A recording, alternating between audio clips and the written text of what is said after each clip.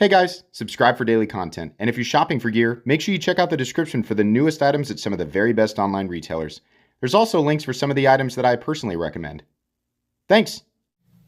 What's going on YouTube? Metal Complex here, and today I've got another short, little unboxing video to share with you guys. Something from KB knives or Kubey knives. They're more premium, and these are definitely hit or miss. There have been knives that they have made that are absolutely amazing. In fact, one of the most recent ones, I thought it was not only one of the best knives that KB has ever made, I thought it was a completely, aggressively reasonable price tag. It was really, really good. And other times, they just have kind of like WTF, like, why did you even make this? And where did you come up with that price tag? That seems to actually be happening in many corners of the knife world with not really an enormous amount of rhyme or reason. Obviously, you know, people can say things like, well, tariffs, yeah, partially, but we still have other players in the knife world who are seemingly able to go ahead and create things with reasonable price tags despite all of that. So anyways, that aside, I'm sure that'll ignite a crazy discussion in the comments, but I'm excited to find out what is in here to see if they actually have a winner here. So thanks so much to KB Knives for sending this in. I will link it right down in the description so that you guys can check it out if you want to. It does help my channel when you use those links, but that's entirely up to you. Thanks to my patrons for supporting me. There we go. I was looking around for the obsidian toenail. Follow me on Instagram and make sure your notifications are turned on for the Metal Complex YouTube channel. All right. So the name of this knife, let me get rid of the garbage there. So the name of this one, it's not going to be a name. It's going to be a bunch of letters. KB409C, M390 and tie, but it is DLC, which is nice. I am very happy that DLC has become a much more prominent thing in the knife world. It is a very, very good coating, and it's obviously adding utility to the knives. So anyways, oh, okay. I feel like I have seen this one. So we have diamond texturing that is about identical to like my Excalibur and the Tri-State Tri-Stash. Very, very preferential diamond texturing. And, people will scream copy. This existed far before my Excalibur. It existed, decades ago. It's just simple diamond texturing, and it's useful for grip, right? So, straightforward. We do have a frame lock. I know people in the comments always, I'm so bored of frame locks. I get it, right? It'd be nice if everything was a new and interesting locking system. But we have to remember that even though the market is completely and totally oversaturated with frame locks, they're not going to go anywhere. They're definitely not yelling about it. They're not going anywhere. And also it is some people's preference, right? Some people don't want to venture too far outside of what is familiar to them. I think that pretty much all frame locks could benefit by being sub-frame locks or having an overlay material of some sort. The Kane Grombo, is it the Grombo? I can't remember. There was one that had like a plate over the top of it, and it was still a frame lock, and then the plate was separate, right? And this allows you to manipulate freely the thumb stud or the flipper tab without having to figure out exactly where to put your fingers so as not to put too much pressure on the lock bar and make it really hard or impossible to flip. And it also creates for a situation where while you're squeezing it during use, you're not mashing the lock further into the frame. I think that the frame lock in general can be permanently improved by elements like this. But anyways, I don't want to keep yakking on. It looks like we have the DLC type, the DLC part of it is the frame. So we have T8 screws. That's really nice. We have a T8 pivot, T8 lock bar insert screw. But I don't know why anyone would take that out. We have a thumb stud operating knife, but we also have, okay. We have a fuller that can be used. Oh, it's very smooth. The fuller can be used to manipulate them and use a different finger. Can I pinky flip it? Hold on. Yeah. That's actually pretty cool. I do like this. This is neat. It is technically, there's a change there. It's like this is it's a tanto. It's a compound tanto, closer to a Japanese tanto than an American tanto. I know some people are like, "How dare you say actually a Japanese tanto?" Calm down. All right, just don't hold on to your Beyblades, okay? I'm not trying to insult the origins of Japanese tantos or anything like that. I'm not trying to anger any spirits here. What I'm saying is that, you know, visually, like in terms of shape, it's that's what it resembles more so. We have a satin finished M390 blade. Who designed this? Dudnik Design. I believe the box said M390, which is fine as long as they heat treat it correctly.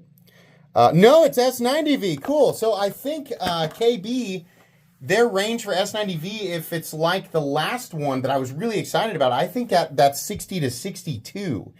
You'll have to check. Again, this is not a review. It's just an unboxing and first impressions. I'm just reacting to it organically, like in the moment.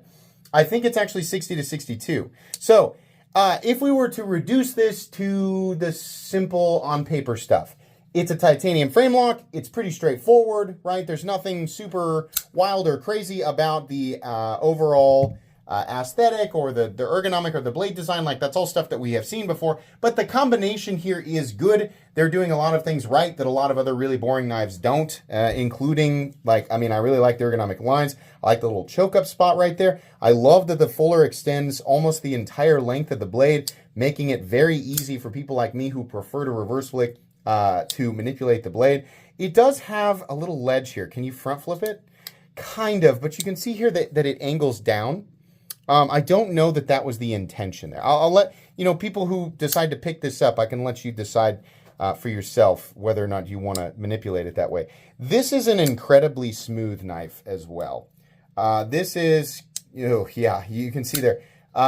This is a fall shut knife, controlled fall shut, which we usually don't see, at least not prominently in this part of the high-end Chinese production knife world. You see smooth knives, right? It's very smooth, but as far, and sometimes we even see fall shut, but sometimes, in my opinion, it's too fast. A controlled fall shut, in my opinion, is the absolute best action that you can have bearings provide. Now, I don't mean to say that this is the best action I've ever felt or top tier, because there's still the element of how the internal pivot feels, like the bearings. It's very, very smooth, and I've definitely felt smoother knives, but as far as how much of that bearing action I can actually feel, it's pretty minimal. This is really, really nice, honestly. This is a lot better than some of the stuff that KB was sending me just 6 months to a year ago. There was a lot of baffling, like, why did you, who green-lighted this, right?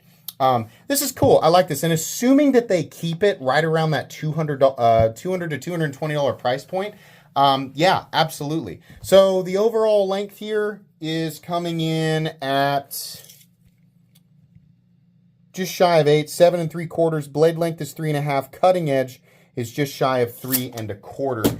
Let's do just a few size comparisons here. Ritter Hogue, fairly comparable.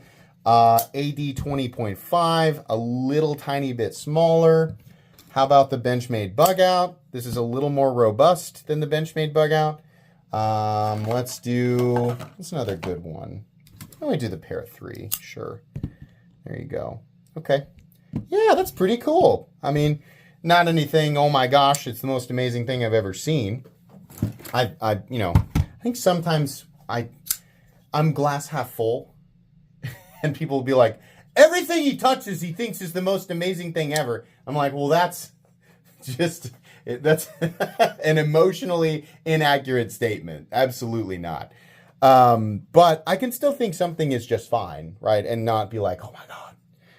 I think that's just kind of the knee-jerk reaction, right? Because all content creators are shills, and they have to force themselves to get excited about new products so that us, the consumers, buy them. Yeah, we're on to you. We're on to you, Metal Complex. It's not that deep.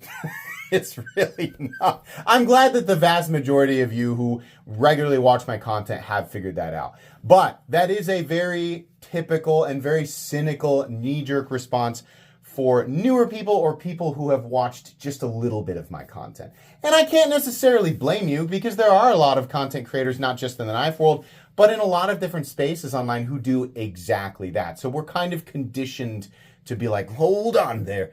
No, not so fast, Mr. Influencer. No, I think not today. You're safe with me. I'm not going to steer you wrong. But if you're not convinced, watch more of my content. Watch my Benchmade reviews if you really want to be convinced. Benchmade supplies me with knives for free, and I make commissions if you buy those. You should go watch those reviews and see if I do what you assume somebody in my position would do. But that's my favorite thing to reference. I don't know why I'm going down this tangent on this video, but anyways, this is not bad. It's pretty cool. I'm going to carry it. I really like the aesthetic, and I really like the diamond texturing. It's very cool. That's going to be it today, guys. Please make sure to follow me on Instagram at metal_complex. If you enjoyed this video, leave a like. If you'd like to check out my other content, I do, of course, have lots of videos of knives that are either expensive or inexpensive that I do or don't like, so check those out. And if you enjoy all my content, go ahead and click on that Metal Complex logo right there and subscribe, because there's definitely more coming. Thanks again for watching, everybody, and have a great day.